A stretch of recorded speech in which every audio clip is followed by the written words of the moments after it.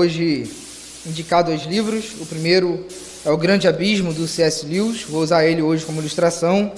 É uma alegoria, a viagem da cidade cinzenta. Passa pelo inferno, pelo céu. Muito bons diálogos, são extraordinários, muito bom. E um outro é O Deus Presente, do D.A. Carson. É uma excelente leitura para uma estrutura. Nós vamos concluir hoje o sermão que eu comecei domingo passado, em 1 Tessalonicenses 4. Faremos a leitura do 13 ao 18.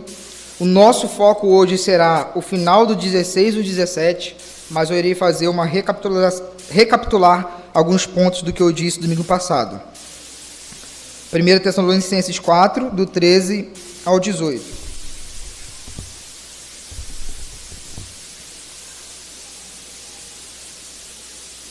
A palavra de Deus diz assim: Agora, irmãos, não queremos que ignorem o que acontecerá aos que já morreram, para que não se entristeçam como aqueles que não têm esperança. Porque cremos que Jesus morreu e foi ressuscitado.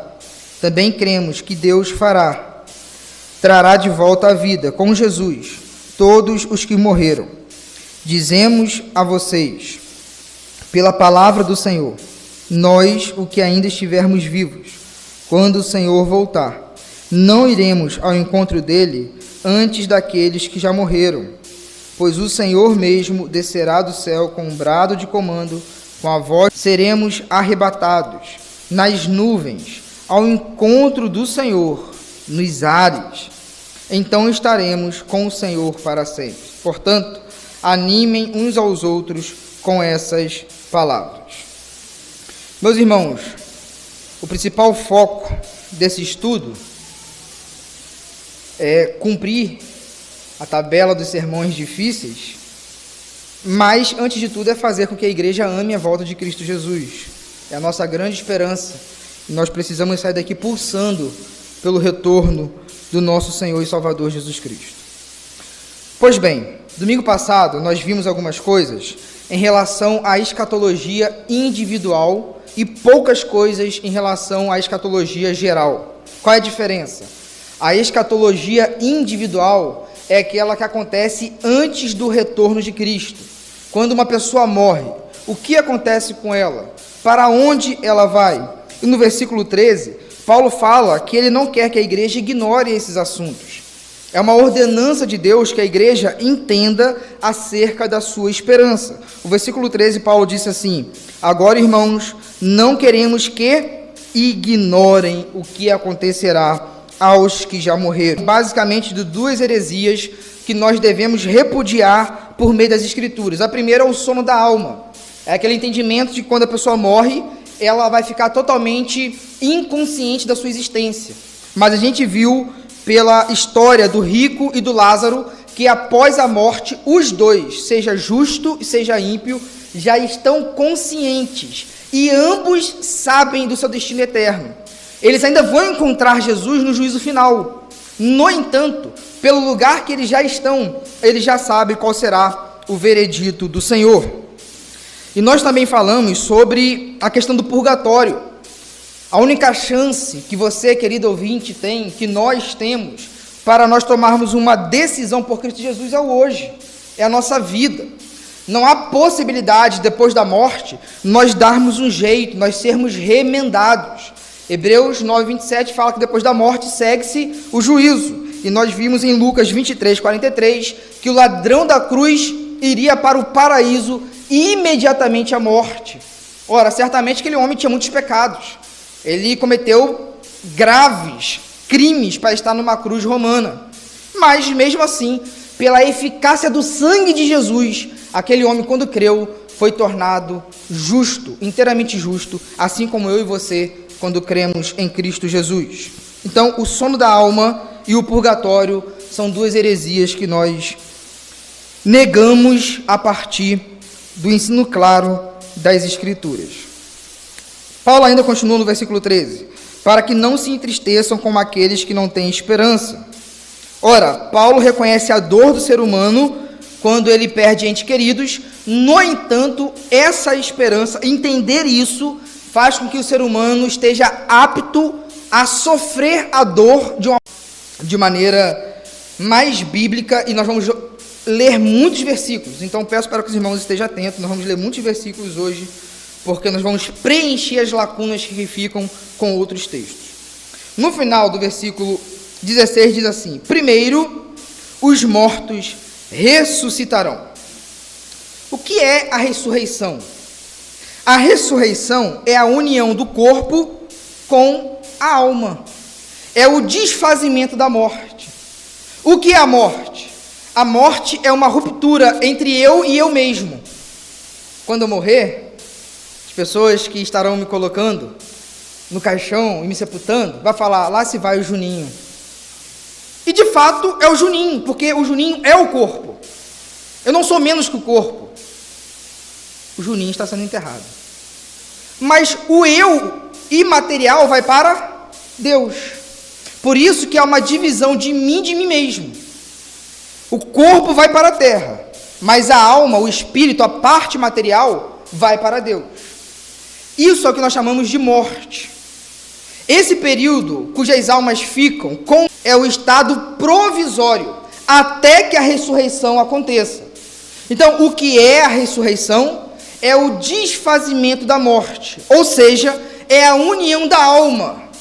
Mas agora é a união da alma, não com aquele corpo que foi sepultado, mas com um novo corpo. E nessa união nós seremos plenamente humanos. Não tem como ser humano só corpo, e não tem como ser humano só alma.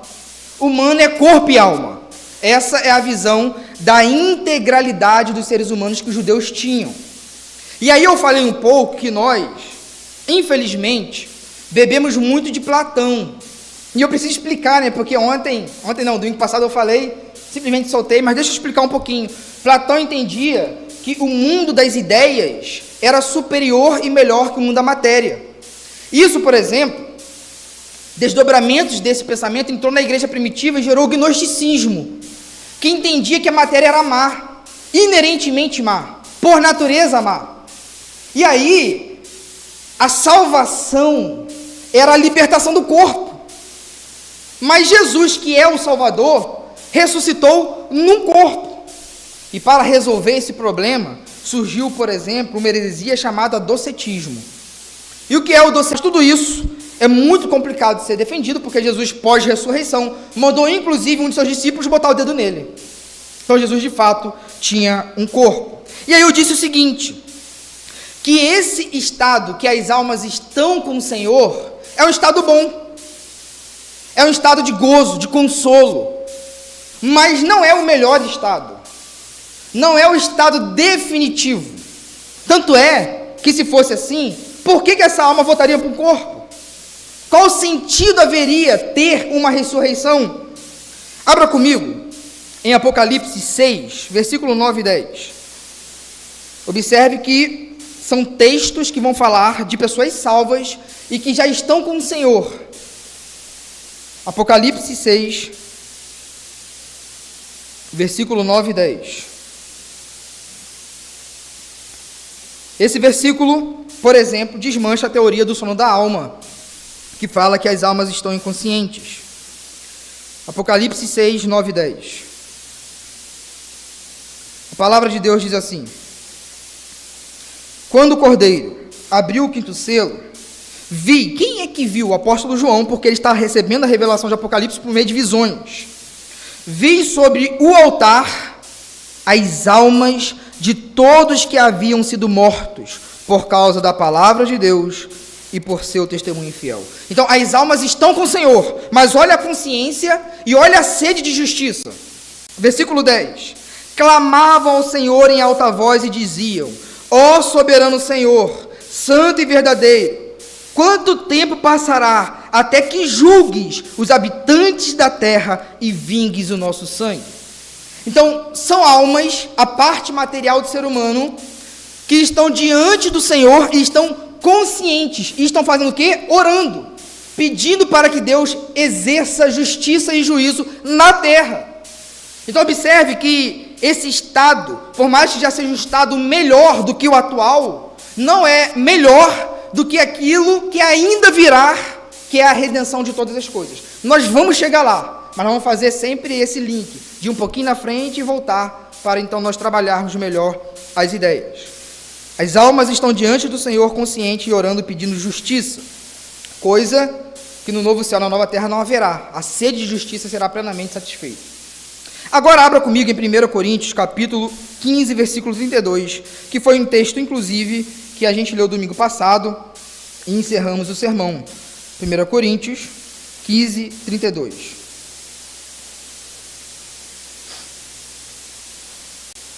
Paulo vai dizer o seguinte, 1 Coríntios 15, versículo 32.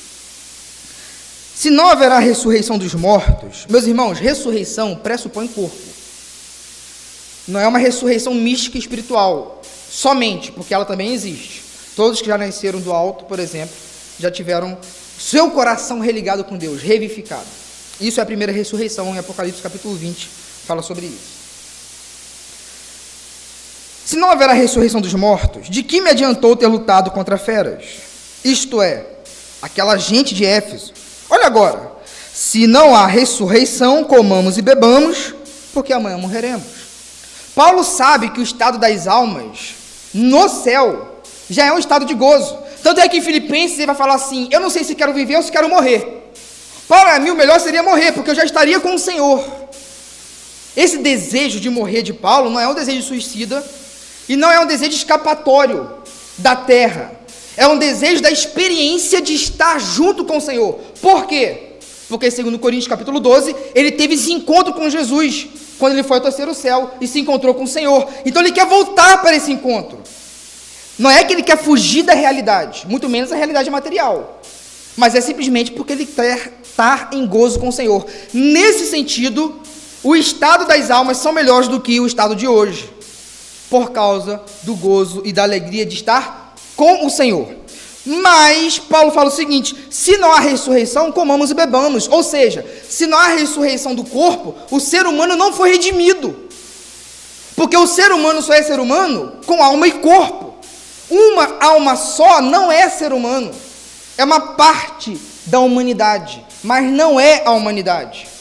Nós não estamos almejando um céu de algodão, de ideias, onde nós estaremos com um Gasparzinho, numa fumacinha. A realidade que virá, inclusive, nós vamos ver isso, é melhor e mais densa e mais física do que essa. E é o que nós vamos preparar para ver tudo isso nessa noite. Então, eu terminei com essa provocação, falando que o estado do céu é provisório e é bom, mas não é definitivo e não é o destino eterno dos salvos. Agora, Paulo falou assim, primeiro, os mortos em Cristo ressuscitarão. Quando acontecerá a ressurreição? Os dispensacionalistas pré-milenistas dizem que a primeira ressurreição vai acontecer quando Jesus estiver voltando no arrebatamento e no milênio. Essa é a primeira ressurreição. No final do milênio, quando houverá um juízo final, vai ter uma outra ressurreição. Nós não cremos nisso. A gente crê que há apenas uma ressurreição. Será uma ressurreição geral, universal. Não haverá partes de ressurreições. Nós acreditamos em apenas uma ressurreição. Vamos ler João capítulo 5, versículo 28 e 29. João capítulo 5, versículo 28 e 29.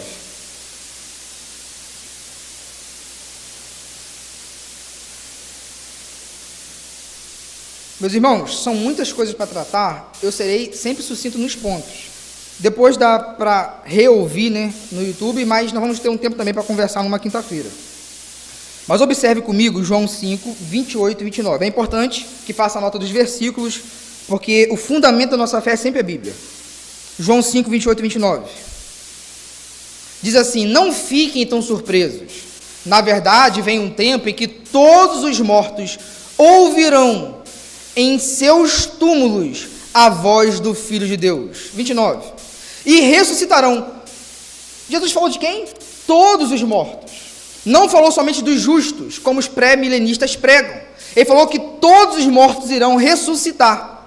Aqueles que fizeram bem ressuscitarão para terem vida eterna. e aqueles que continuaram a fazer o mal ressuscitarão para serem julgados. Então Jesus fala de uma ressurreição geral e única, em um único momento. Não haverá uma ressurreição, depois um milênio de um ano e depois outra ressurreição. Haverá apenas uma ressurreição que irá ser global e geral. Atos 24:15. Atos 24:15.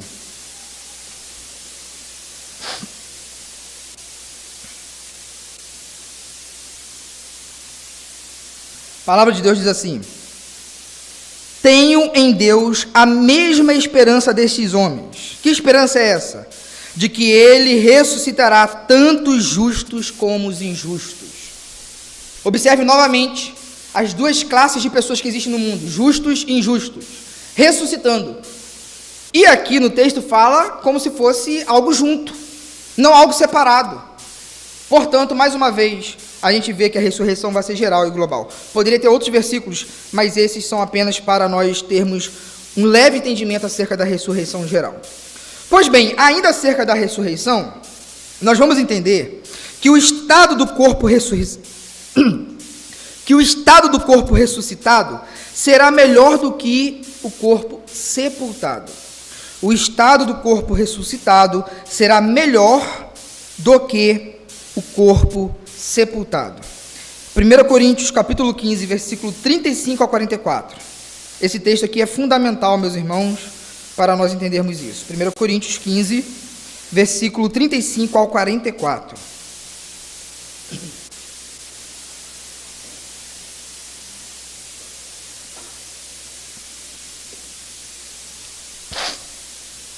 A palavra de Deus diz assim: alguém pode perguntar, como os mortos ressuscitarão? Que tipo de corpo terão? Que perguntas tolas! A semente só cresce e se transforma em planta depois que morre. E aquilo que se coloca no solo não é a planta que crescerá, mas apenas uma semente de trigo ou de alguma outra planta. Então Deus lhe dá um novo corpo como Ele quer. Um tipo diferente de planta cresce de cada tipo de semente. Da mesma forma, há tipos diferentes de carne. Um tipo para os seres humanos, outro para os animais, outro para as aves e outro para os peixes. Também há corpos celestes e corpos terrestres. A glória dos corpos celestes é diferente da glória dos corpos terrestres. O sol tem um tipo de glória, enquanto a lua e as estrelas têm outro. E até mesmo as estrelas diferem em glória uma das outras.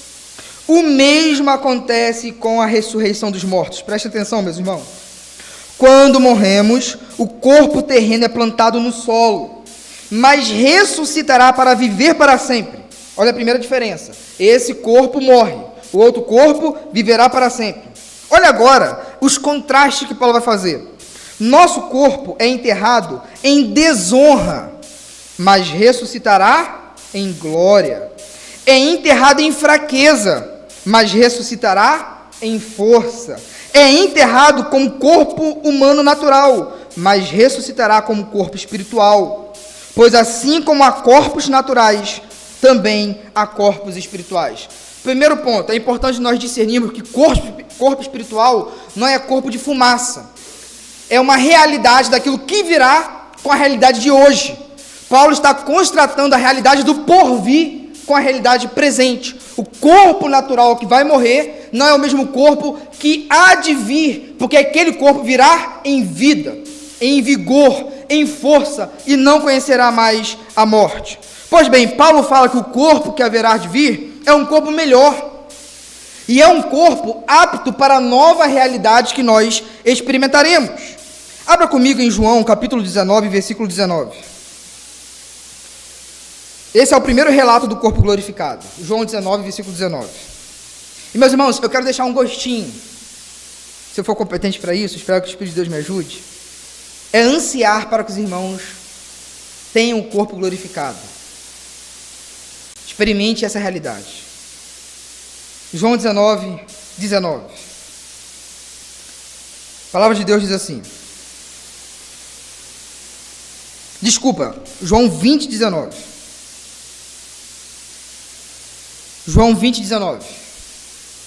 Diz assim a palavra de Deus: ao entardecer daquele primeiro dia da semana, os discípulos estavam reunidos com as portas trancadas por medo dos líderes judeus. De repente, Jesus surgiu no meio deles e disse: observe que os discípulos estão trancados no cenáculo e Jesus aparece. E aqui eu quero usar um pouquinho a ilustração do Lewis, o grande abismo, e fazer uma aplicação não exegética, mas que compete muito ao texto ao qual nós lemos. Observe que o recinto está fechado, não tem como ninguém entrar. Mas Jesus, que está em corpo, num corpo glorificado, é o primeiro de muitos, ele entra. A nossa ideia é que o porvir é algo rarefeito, é uma fumacinha. E nós vivemos no concreto. Mas a narrativa de João dá uma outra ideia.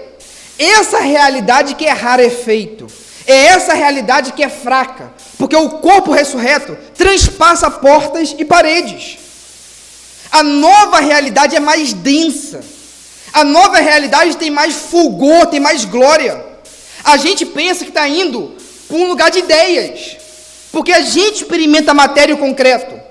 Mas a ressurreição de Jesus Cristo deu a ele um corpo mais qualificado, mais poderoso e melhor, ao ponto de dizer: o que vocês vivem é uma fumacinha. Não invertam as coisas. O mundo que é rarefeito, o mundo que é pequeno, essa criação manchada pelo pecado, que é de fato uma criação que não tem tanta densidade assim. E aí o Lewis vai usar algumas ilustrações muito interessantes, falando que o ser humano, não apto para a nova realidade, andaria nas gramas sentindo dores, porque a grama é tão densa, é tão forte que machucaria o pé do homem. Se nós nesse corpo experimentássemos a nova realidade, uma chuva, a chuva seria como de tiro, tão real que é a água, a chuva. Então a realidade do porvir é muito mais densa, é muito mais gloriosa, é o que Paulo fala em 1 Coríntios 15, o novo corpo que tem glória, e não este. Então a gente fica brincando com o pecado, não, para quê, naquele céu de arpinha, e realmente desanima, meus irmãos. É glorioso para os santos, santo, mas essa não será a realidade do novo céu e da nova terra. Então observe que é essa realidade que nós às vezes se prendemos, que vai ser fumaça no julgamento final. Então não se aprenda essa vida. Você quer vida de verdade? Espera um novo corpo para ver. Espera a nova realidade. Aí você vai saber o que é prazer. Aí os seus poros, sua narina, vai ter sim qualidade. Aí o seu tato vai ver o que é bom. Por isso que Lewis vai falar também que nós somos como aquela criança pobre que está brincando de barro, enquanto o pai chama: vamos para a praia, com a realidade melhor. E a criança está tão distraída com aquela barrinha ali. Não, isso aqui é muito bom. É um homem pecador que está ali brincando com barrinho, com nada. Mas está tão agarrado que esquece de uma realidade melhor e superior. Então observe que Paulo fala que o corpo ressuscitado é melhor, e Jesus, com o corpo ressuscitado e glorificado, nos ensina nessa narrativa de João capítulo 20, versículo 19. Vamos continuar um pouco mais em 1 Tessalonicenses 4.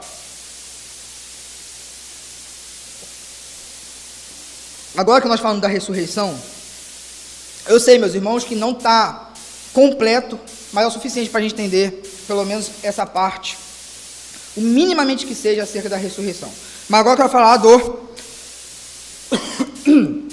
da transformação do corpo daqueles que não morreram. Esse aqui será mais breve, para nós esmiuçarmos um pouquinho o arrebatamento, que é o ponto central do versículo 17. Acerca da transformação do corpo, no versículo 17 fala assim: depois, com eles quem? Com os mortos que ressuscitaram. Nós, o que ainda estivermos vivos, seremos arrebatados. Paulo aqui não fala dessa transformação do corpo. Nós, os que estivermos vivos, seremos o quê? Arrebatados. Por isso, é necessário nós lermos Paulo em outra carta de Paulo. Abra comigo em 1 Coríntios, capítulo 15, versículo 51. 1 Coríntios 15, versículo 51.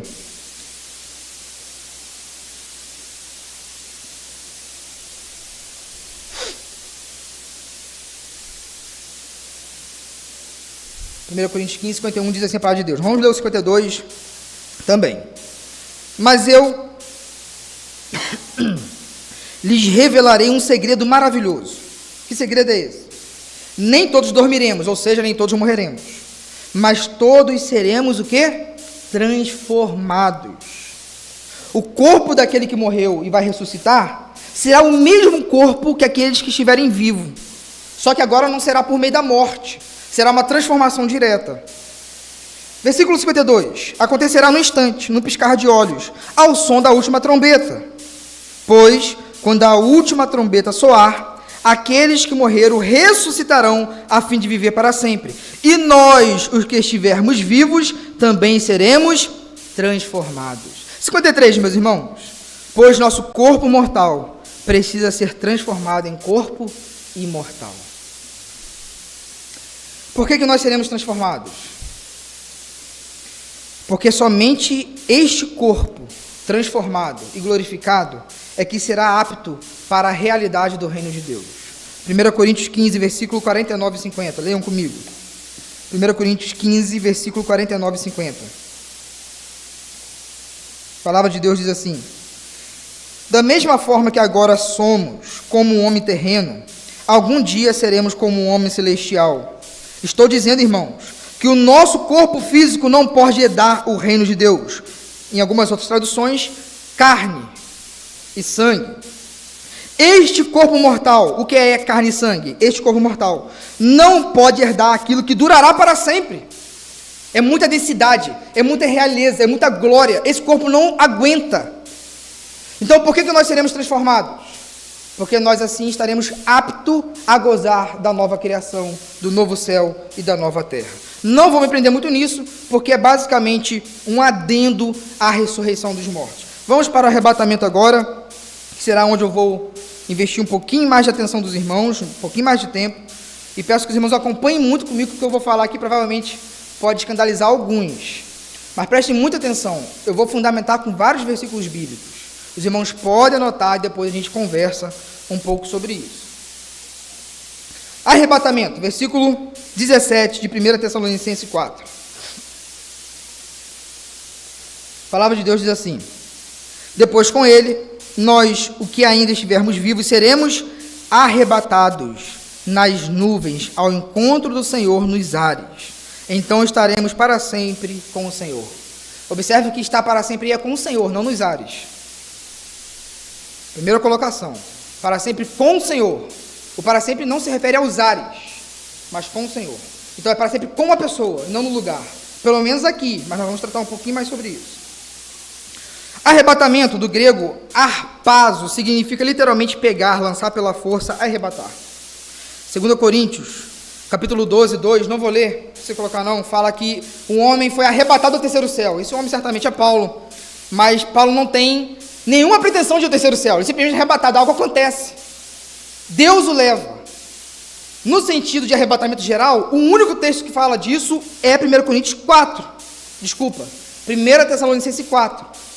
Mas essa mesma palavra, esse mesmo verbo, também acontece em 2 Coríntios, capítulo 12, versículo 2, quando Paulo foi arrebatado ao terceiro céu. Por que terceiro céu? Porque para os judeus existem três. O primeiro, basicamente na mentalidade hebraica, bíblica, não outros judeus, bíblica. Geralmente é o firmamento, céu que a gente vê, Depois o espaço além, mais a ver com o universo. E terceiro céu, que é o trono de Deus. Vamos lá, meus irmãos. Olha só. Qual é o propósito do arrebatamento? Primeira coisa que nós vamos ver aqui. Qual é o propósito do arrebatamento? Encontrar-se, presta atenção agora, alegremente com o Senhor. Quando Jesus voltar, todos vão se encontrar com o Senhor, mas alegremente somente a igreja. Encontrar-se alegremente com o Senhor. Olha a expectativa de Paulo. Então estaremos com o Senhor para sempre.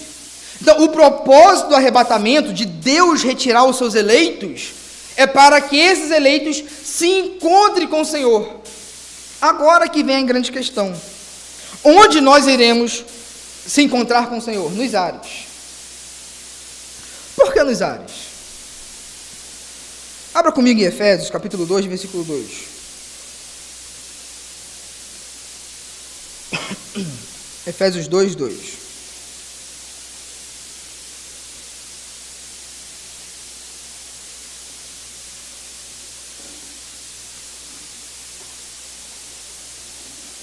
nos quais costumávamos viver, como o resto do mundo, obedecendo ao comandante dos poderes do mundo invisível. Ele é o Espírito que opera no coração dos que se recusam a obedecer.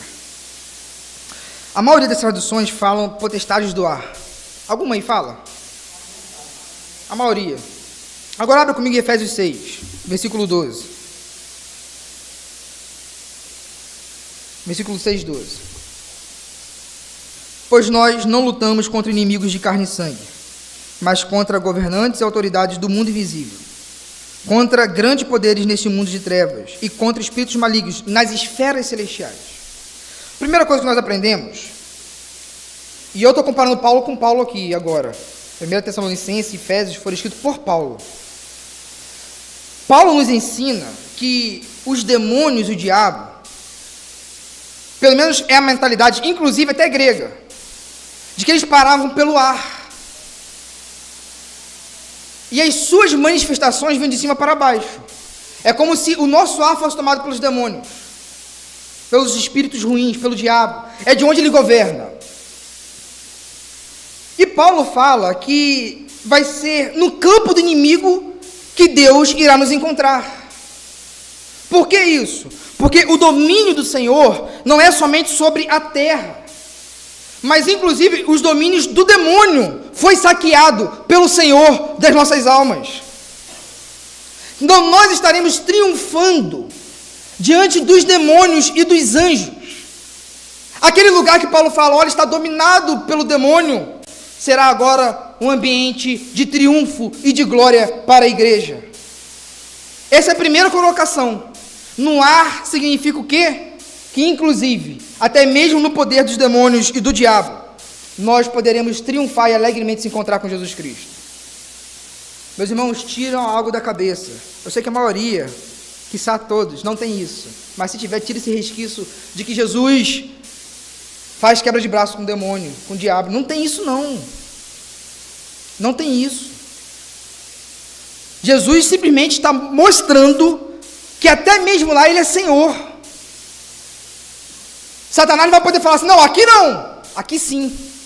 Aqui eu quero, aqui eu vou vir. Não há co-regente do mundo com o Senhor. Jesus Cristo é o Senhor da história. Agora eu quero fazer uma pergunta, que vai ser um desdobramento desse. Por que nos ares? E aqui eu vou falar 3 pontos, basicamente. 2, que o segundo vai ter 2 desdobramentos. E aqui eu peço muita atenção dos irmãos, porque vai ser uma coisa talvez muito sensível para alguns. Observe, por que nos ares? Observe, meus irmãos, Jesus vai voltar. Os mortos vão ressuscitar. Os vivos serão transformados e irão se encontrar com o Senhor. Por que nos ares? Primeiro, nós iremos nos encontrar com o Senhor que irá julgar a história. E isso faz distinção. E também nos coloca como partícipes do julgamento. Distinção e participação judiciais dos eleitos em relação aos ímpios e aos demônios. Nós iremos para com o Senhor, porque com o Senhor nós iremos julgar todos que irão ficar os demônios. 1 Coríntios capítulo 6. Abra comigo 1 Coríntios capítulo 6.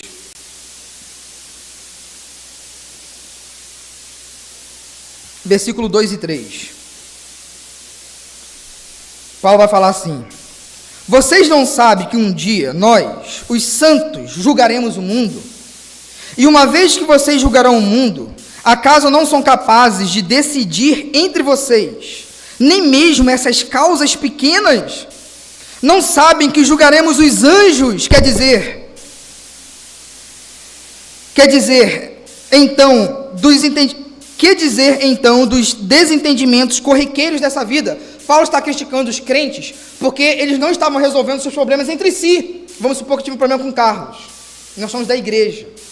E a igreja tem que chegar para nós dois, se a coisa estiver fora, falar assim, esses dois precisam resolver. Meus irmãos, para com esse negócio que a vida é minha e a igreja não deve se intrometer. A igreja se intromete sim. Nós somos uma comunidade de aliança. Tem pastor para isso, tem diácono para isso, tem anciãos para isso. Se eu tiver um problema com Carlos e o nosso problema for judicial, a igreja tem que falar, vocês dois têm que se resolver. Paulo está falando o seguinte: vocês vão julgar o mundo e os anjos, e estão julgando essa causa pequenininha para os tribunais dos ímpios. Olha que vexame, olha que vergonha. A igreja tem que disciplinar esses irmãos. Isso não pode acontecer.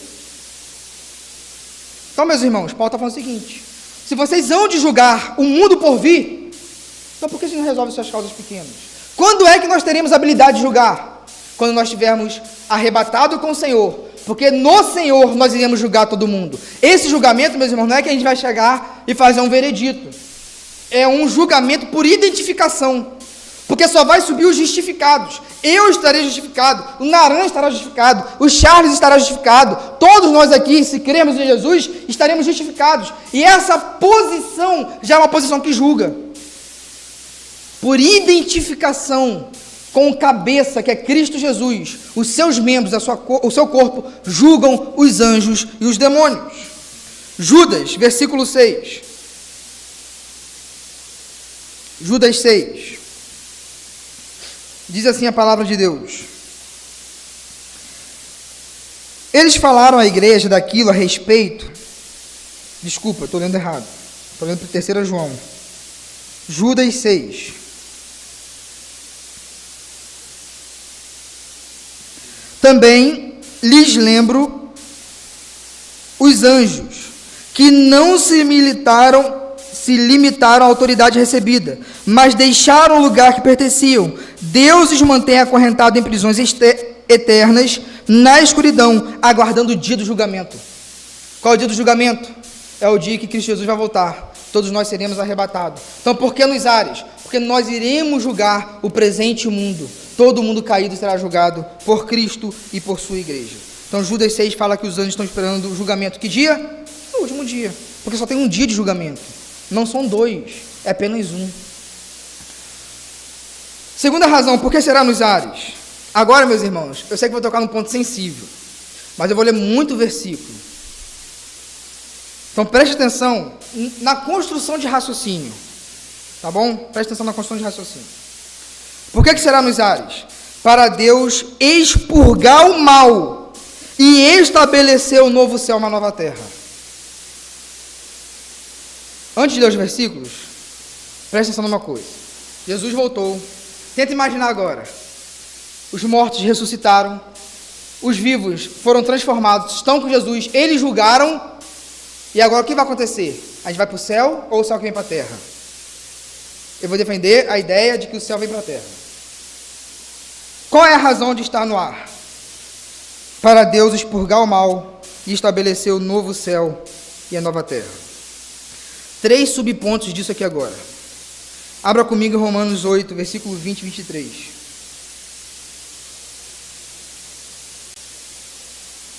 Romanos 8, 20 ao 23.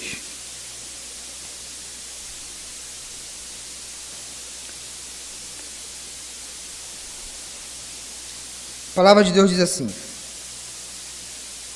Meus irmãos, observe como que Paulo fala. Como ele personifica a criação. Toda a criação, não por vontade própria, foi submetida por Deus a uma existência fútil. Olha agora. Na esperança de que, com os filhos de Deus, a criação seja gloriosamente liberta da decadência que a escraviza. Pois sabemos que até agora toda a criação geme, como em dores de parto.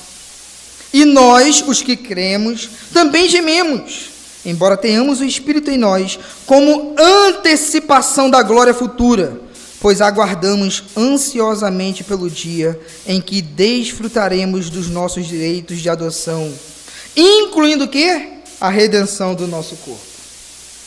A redenção que aconteceu em Jesus não é uma redenção humana apenas, é uma redenção cósmica. Adão, ele era o príncipe do jardim no Éden. Quando ele pecou, a maldição caiu sobre toda a criação. Deus falou assim: maldita é a terra por tua causa. Agora o novo Adão, que é Jesus Cristo, não irá abandonar sua criação, irá redimi-la. A redenção é cósmica. Nós somos sim a coroa da redenção. Nós somos a imagem e semelhança de Deus. Mas Paulo fala que o efeito redentivo não é somente um efeito humano, mas a própria criação está angustiada, está esperando a revelação dos filhos de Deus, está esperando a redenção. Então Paulo está personificando toda a criação como que estivesse ansiosa para que a glória de Deus se revelasse de uma vez por todas e ficasse livre. Ora, se é ficar livre é porque ela vai continuar existindo. Não é verdade? Vamos ver mais versículos. Por que será nos ares? Para Deus expurgar o mal e estabelecer o novo céu e nova terra. Por que o novo céu e nova terra? Porque a própria criação está aguardando a redenção universal e cósmica de todas as coisas. Agora observe, nós estaremos no ar, a criação está gemendo, está esperando como dor de parto, mas nesse instante que nós estamos nos ares, acontecerá o quê? O desfazimento da presente ordem. 2 Pedro, capítulo 3, versículo 7, versículo 10 ao 13. 2 Pedro, versículo 3,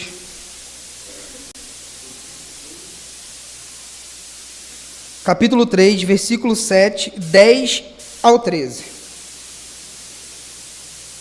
Deixa eu ler logo o que está projetado. Pela mesma palavra, os céus e a terra que agora existem foram reservados para o fogo e estão aguardando o dia do julgamento, quando todos os perversos serão destruídos. Muita gente só para aí, estão reservados para o fogo, e de fato estão. Agora o versículo 10 ao 13. Logo, amados, versículo 10 ao 13. Contudo, o dia do Senhor virá como ladrão, os céus desaparecerão com terrível estrondo, até os elementos serão consumidos pelo fogo, e a terra e tudo que nela há serão expostos. Visto, portanto, que tudo ao redor será destruído, a vida de vocês deve ser caracterizada por santidade e devoção, esperando o dia de Deus e já antecipando sua vinda. Nesse dia, ele incendiará os céus e os elementos derreterão nas chamas. Para quê, meus irmãos? Olha agora o versículo 13. Nós, porém, aguardamos com grande expectativa novos céus e nova terra. Da mesma forma que o nosso corpo se desfaz na morte, o planeta irá experimentar uma morte, mas será uma nova terra, será um novo ambiente, uma nova realidade, será uma nova criação, tal como nós experimentaremos isso, seja aqueles que morreram pela ressurreição, seja aqueles que estiverem vivos pela transformação dos seus corpos, porque estaremos nos ares para que Deus então efetue o desfazimento da primeira criação e, por fim, para que estabeleça a nova criação. O que é a nova criação? Novo céu e nova terra. Mas o que é a nova criação? Qual é o charme da nova criação? É o casamento, é a união, é o elo entre a cidade celestial e a nova criação. Apocalipse 21, versículo 1 ao 7. Nós lemos, mas vamos reler de novo. Apocalipse 21, do 1 ao 7. Observe muito bem esse texto que fala da Nova Jerusalém. Deixa eu voltar um pouquinho de novo e nós vamos ler. Nós estamos nos ares, tem o julgamento, a criação está palpitando por nova criação, Deus vai desfazer essa presente era e vai estabelecer, de acordo com Pedro, o novo céu e nova terra. E João agora vai acrescentar um elemento a mais. O novo céu e nova terra não é como se fosse somente essa era existindo. Não é somente isso, é muito mais do que isso. É um corpo glorificado, é uma criação redimida, não haverá mais chance de pecado, será totalmente santo, justo. Agora observe que João vai falar que essa nova criação vai se unir com o céu. O paraíso, o terceiro céu que Paulo foi, será unido com a nova criação. Não haverá mais essa distinção entre Deus e os homens. Agora será a união da nova criação com o habitat de Deus. Apocalipse 21, do 1 ao 7.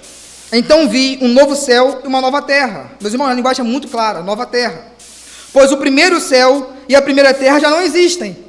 É a linguagem de Pedro. O primeiro céu e a primeira terra não existem. Se o primeiro céu e a primeira terra não existem, logo o novo céu e a nova terra também precisa ter um mínimo de continuidade, de coerência, de referência, para que ela seja plausivelmente entendida.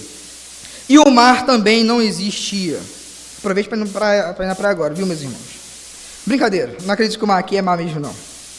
Enfim, sempre vou falar isso. Versículo 2.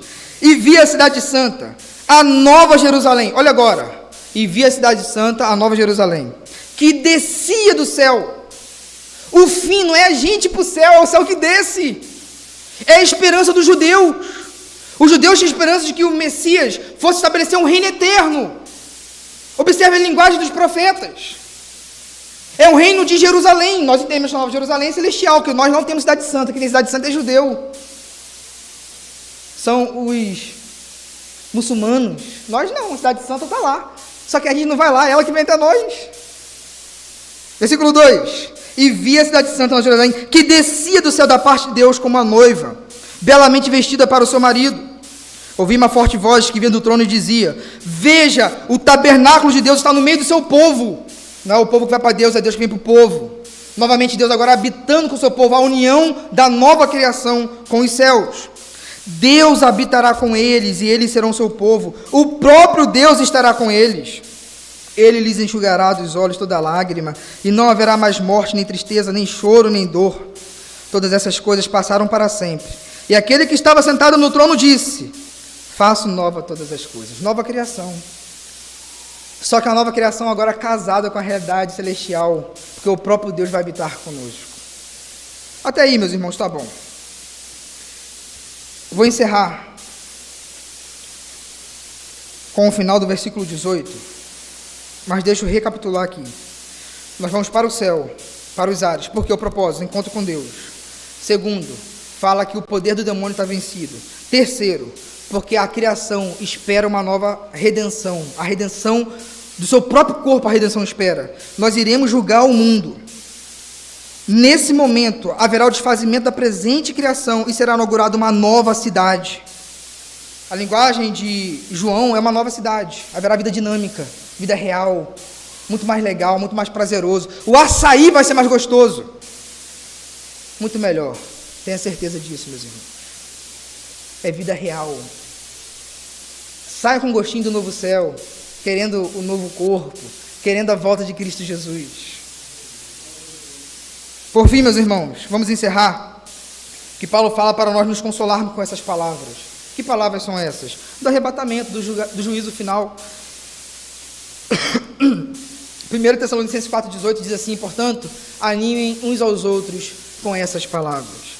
Precisamos intencionalmente rememorar esses ensinos. É o que eu estou tentando fazer aqui enquanto pastor da igreja. Trazer à memória aquilo que dá esperança. A esperança não está nessa era, está no porvir. No porvir muito melhor. Você não vai ter problema com o seu corpo, no novo corpo. Você não vai ter problema de dente, como eu estou tendo. Estou fazendo tratamento de dente, está horrível. Não haverá mais morte. Não haverá mais dor. E talvez os irmãos estão perguntando assim: pastor, você disse que a gente vai julgar, como é que vai ter dor se eu vou julgar meu próprio filho? A gente pode conversar nisso aí numa quinta-feira. Mas observe que a nova realidade é muito superior. Se hoje já é bom, meus irmãos, comer é bom demais. Ter um momento de prazer é bom demais. O novo céu, nova terra é muito melhor. Anime-se com isso, Paulo fala.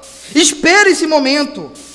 Precisamos intencionalmente rememorar esses ensinos, pois neles encontramos verdadeiro remédio para a nossa angústia existencial. Do que devemos lembrar, para encerrar? A morte não é o fim da existência. Talvez você está aqui pensando assim: rapaz, que coisa complicada que o pastor ensinou. Tem coisa que eu nunca ouvi. Eu sei, meus irmãos. Mas é a Bíblia. Mas fique com isso, a morte não é o final. Você tem mais chance de morrer antes de morrer. É o que Lewis fala no livro Até que Temos Voz. Morra antes de morrer, porque depois não tem jeito. O que é morrer antes de morrer? É morrer para si mesmo. Para você ressuscitar para Deus. Tem uma chance, Deus está te dando uma chance.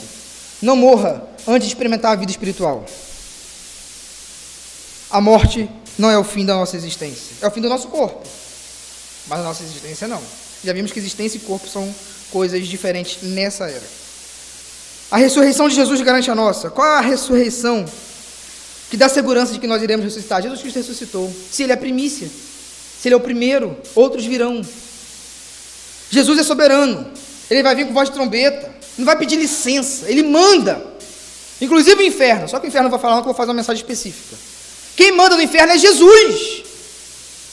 Ele vai lançar Satanás para o lago de fogo. Não é Satanás que quer ir. Tem gente que pensa assim: Satanás está lá, vem, espetando. Satanás está sofrendo. Satanás não está alegre, não. Ele está sofrendo. É juízo sobre ele. Ele não é dono de nada. Deus é dono de tudo. No inferno, os homens estarão diante de Deus, mas diante da sua ira. De Deus nada escapa.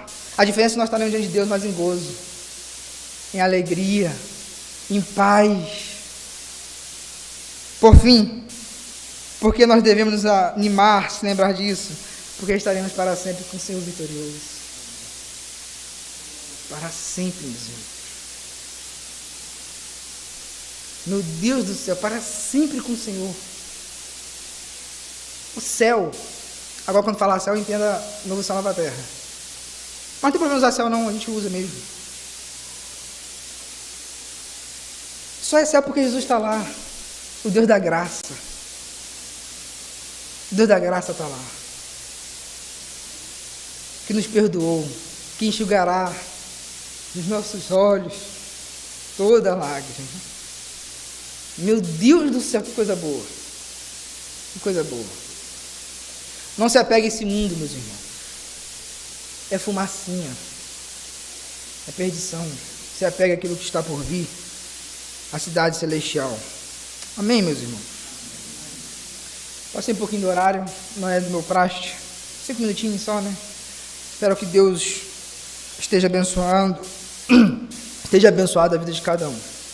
Meus irmãos, rapidinho um aviso. Quinta-feira passada, o Ítalo não pôde vir, eu tive que substituir ele, eu falei do milênio, por isso eu não toquei no milênio hoje. Como eu não consegui terminar, eu vou terminar nessa quinta-feira, tá bom? Vou falar do milênio, e aí eu vou abrir espaço para perguntas acerca da mensagem de hoje do milênio. Beleza? Aí o Ítalo continua Hebreus depois, só para não ficar uma coisa cortada e sem finalização. Então, quinta-feira nós iremos estudar o milênio e faremos perguntas acerca da mensagem de hoje. E domingo de manhã nosso IBD e o nosso culto à noite. Vamos colocar de pé, vamos orar, agradecer ao nosso Deus. Não desperdice, meus irmãos, a chance de pensar nisso, de que Deus tem algo reservado para nós. Nós não merecemos, mas é algo muito melhor do que poderia passar no nosso coração. Vamos orar. Vou pedir ao irmão Charles que esteja orando.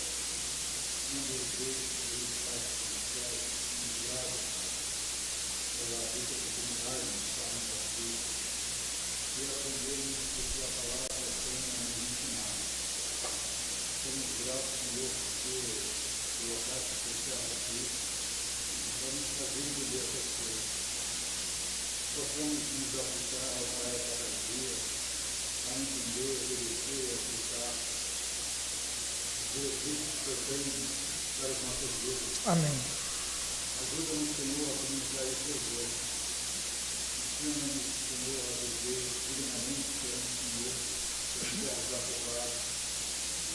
E possamos, a Deus, ser luz e sal da terra.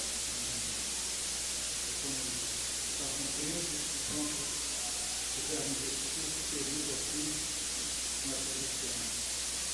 E creio que os teus querem demais. Que eu possa nos ajudar na nossa fraqueza, na nossa imperfeição. Sim, Deus. O amor de Deus, a graça do nosso Senhor e Salvador Jesus Cristo, e o auxílio do Espírito Santo, seja com toda a tua igreja, hoje e para sempre, nessa viva esperança. Amém. Corações silenciosos, encerramos o culto dessa noite.